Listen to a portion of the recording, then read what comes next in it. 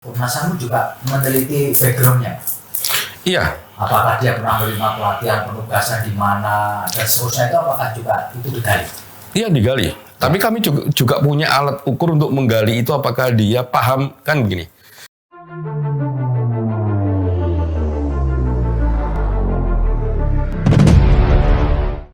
Kalau pengalaman kami, orang pegang senjata itu tidak hanya memahami dia bisa nembak titik sasaran ataukah tidak, tapi seberapa jauh dia memahami pistolnya dengan kondisi anatomi tubuhnya.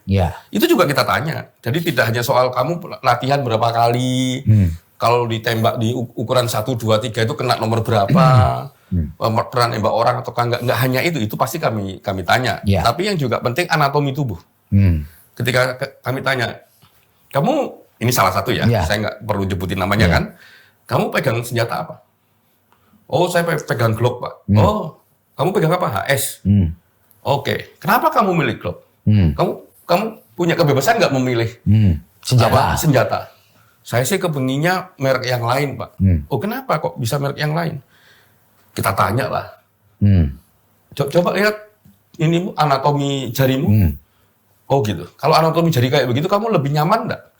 Megang Glock atau megang HS misalnya? Karena karakter HS sama Glock itu nggak berbeda. Oh, harusnya saya pegang HS, Pak. Oke. Tapi karena pilihannya adanya cuma Glock, akhirnya ya kita terima aja lah, Pak, itu Glock gitu. Jadi ada pertanyaan-pertanyaan yang menguji pemahaman orang ini terhadap anatomi tubuhnya, kebutuhan anatomi tubuhnya dengan senjatanya. Sekarang pertanyaannya, kalau menurut hasil menurut Komnas HAM, apakah memang betul Richard Eliezer itu pegangannya Glock 7? Kalau meskipun dokumennya menunjukkan dia pegang izinnya Glock 7. Kalau pertanyaan itu misalnya, ini yang juga pertanyaan yang di publik ya.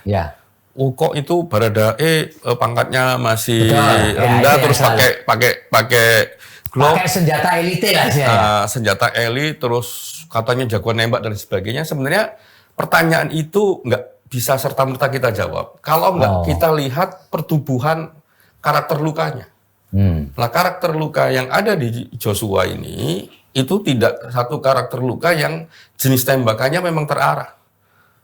Memang ada tembakan yang terarah, misalnya kayak di kepala gitu ya, sama di sini kalau misalnya, walaupun di sini masih miring misalnya. Tapi ada yang di sini, ada yang di tangan, ada yang rekoset di sini. Nah, itu juga bisa menandakan bahwa yang nembak kalau dengan jarak pendek begitu, artinya nggak terlalu jauh, misalnya begitu. Bukan ahli. Bukan jago tembak. Bisa jadi. Atau orang yang memang tidak biasa nembak. Bisa jadi. Jadi mengukur orang bisa nembak dan tidak juga bisa lihat, maksud kami, kalau kami menganalisis kayak begitu, tidak hanya dari orang yang nembaknya, tapi juga dari sasarannya. Nah, waktu itu yang sekarang ada adalah memang rekam jejak di lantai di rumah TKP sama yang ada di tubuhnya almarhum Joshua. Karakter lukanya ya tidak pada sasaran yang yang menentukan untuk kematian, karena ada luka tembak sini yang ini pasti nggak mematikan, sini nggak mematikan, sini rekoset, ada pecahan di sini misalnya begitu. Nah, itu memang nggak ahli ya. Jadi kalau saya mau bertanya, apakah Cak Anam yakin bahwa Barada Richard Eliezer pegang Glock, itu mau jawab? Yakin nggak bahwa dia memang pegangan jari hasilnya adalah Glock 7?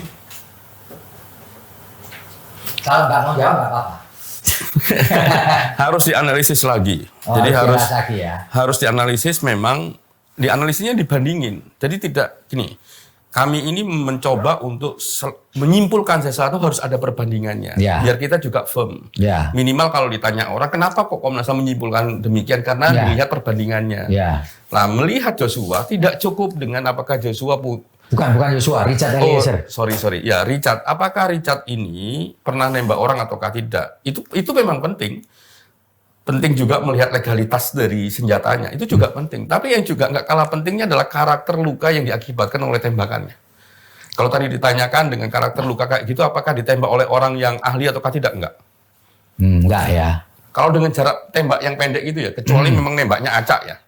Kalau dalam waktu yang jarak tembak yang pendek begitu, terus ada luka sini, Ya. rekoset sini itu tidak menunjukkan orang yang memiliki keterampilan untuk menembak dengan cermat. Nah, kalau itu ditujukan pertanyaannya untuk jawab karakter lukanya demikian.